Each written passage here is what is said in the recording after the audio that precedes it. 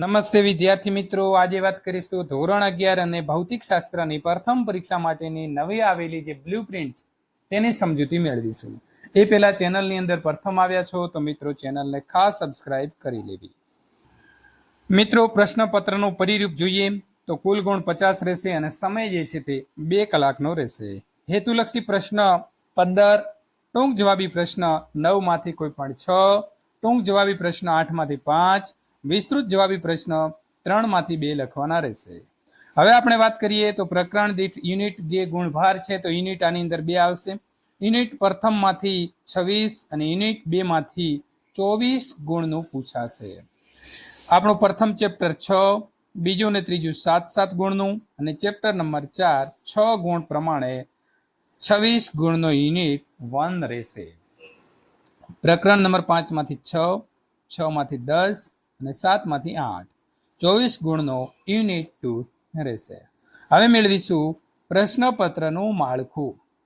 તો વિભાગ એટલે કે સેક્શન એ 15 ગુણનો રહેશે।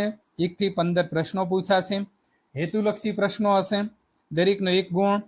10 પ્રશ્નોના વિકલ્પ પ્રકારના રહેશે અને 11 થી લઈને 15 સુધીના પ્રશ્નો ખાલી જગ્યા, જોડકા, ખરા ખોટા, વ્યાખ્યા, નિયમ, કથન, પારિમાણિક સૂત્ર, વિધાન અને તેનું કારણ પ્રકારના પ્રશ્નો જે છે તે પૂછાશે।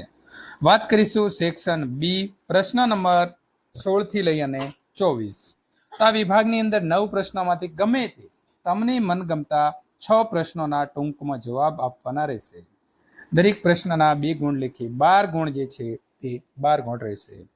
સેક્શન સી ની વાત કરીશું તો પ્રશ્ન નંબર 25 થી 32। આ વિભાગમાં કુલ 8 પ્રશ્નોમાંથી ગમે તે 5 પ્રશ્નોના મુદ્દાસર જે છે તે જવાબ આપવાના રહેશે અને દરેક પ્રશ્નના 3 ગુણ રહેશે, એટલે કે સેક્શન સી 15 ગુણનો રહેશે। પ્રશ્ન નંબર 32 કેસ સ્ટડી આધારિત પ્રશ્નો પૂછાશે। સેક્શન ડી ની વાત કરીએ તો પ્રશ્ન નંબર 33, 34 અને 35 3 માંથી કોઈ પણ 2 પ્રશ્ન, દરેક પ્રશ્નના 4 ગુણ। પ્રશ્ન નંબર 35 કેસ સ્ટડી આધારિત પ્રશ્નો રહેશે, એટલે કે સેક્શન ડી 8 ગુણનો રહેશે। પ્રથમ પરીક્ષાની અંદર જૂનથી સપ્ટેમ્બર માસ સુધીનો અભ્યાસક્રમ રહેશે। હવે કેસ સ્ટડી આધારિત કેવા પ્રશ્નો પૂછાઈ શકે છે તેનું આપણે ઉદાહરણ મેળવીશું। વિદ્યાર્થી મિત્રો, અહીં તમે ઉદાહરણ તરીકે પ્રશ્ન નંબર 48 જે છે તો આપણને ઉપર એક જે છે તે કેસ આપેલો છે અને તેના આધારે નીચે પ્રશ્નો આપેલા છે। તો આ પ્રશ્નોના જવાબ આપણે ઉપરનો જે આપેલો કેસ છે તેને સોલ્યુશન કરીને મેળવીશું। તો આ પ્રકારે જે પ્રશ્નો આપણા પૂછાય છે તેને આપણે કહીશું કેસ સ્ટડી આધારિત। અહીં આપણને સરસ મજાનો એક ફકરો આપેલો છે અને ફકરાના આધારે અહીં આપણને પ્રશ્નો આપેલા છે, તો આના જવાબ આપણે આપીશું, તો એને પણ કહેવાશે કેસ સ્ટડી આધારિત પ્રશ્નો।